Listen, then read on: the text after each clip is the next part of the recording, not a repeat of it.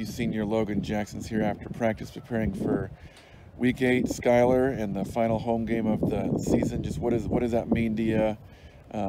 Things are kind of winding down, and being a senior and knowing this is probably the last time you're going to play on this field. Yeah, it's gone through my mind quite a bit this season, just playing every moment as if it's my last. I've been around this program a long time, a water boy since I was in 5th grade, and it's going to be tough to let go when that final whistle blows next Friday against SCOTUS. But it's been fun, and I hope we can end this year with a couple wins. So tell me about the story about becoming a water boy, how that all came together, and kind of what you learned or what you dreamt about as, you know, being, so you're 5th grade, so you're what, 11, 10, 11? That's kind of how that all came together.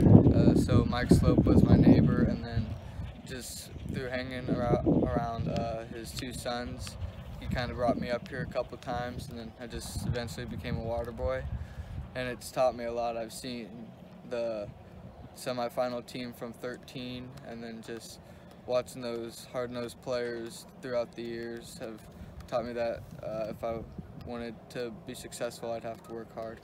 So when you're a water boy, do you kind of attach yourself to the coaches as they move down the sideline? Kind of how do you get ready to take your moment and pay attention and all that? You just gotta stay focused, try to get on the player's good side, always be ready to give them water, and just yeah. Were you more afraid of getting yelled at than anything else, not doing your job? Yeah, when I first got up there, I was like always on the ball just because I did not want to get yelled at as like a little 5th grader from coach or any of the players. So I always tried to be the best water boy that I could. So then last week when you get crowned homecoming king and just you've seen, 40 or 50 games out here in this field since then, just what was that moment like? Oh, it was really special, just knowing that I've earned their respect and trust and been a good role model to teammates and friends. It was a special moment, and I'm very honored.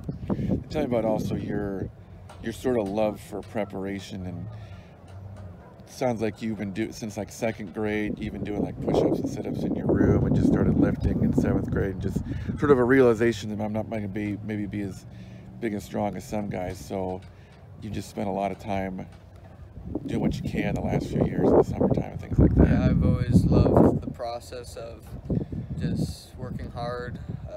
Started lifting young, doing the body weight stuff, and then eventually getting into the weights, and then into high school started lifting a couple times a day, just realizing that that's what I needed to do to be successful in anything that I did. What sort of sense of pride do you have in being able to do that, and how that's going to help you later on in life with college or career, everything? Just how much love do you have for that part of life, of getting ready for things? Oh, I love it. It's a nice quality to have. Just I love the process, being able to buckle down and do what needs to be done, and it's going to help me in the future. I know it will with what I'm going into potentially. It's not going to be easy, but the work ethic that I've developed is going to help me get through it. So, LJ is an obvious nickname because your initials. When did that start? Do you remember who kind of started calling you LJ? I think Coach Frenson started that maybe even before I was a water boy, or maybe a couple years after. But I know Coach Frenson started it, and it's just kind of grown to, like, most of the coaches don't refer to me as Logan anymore.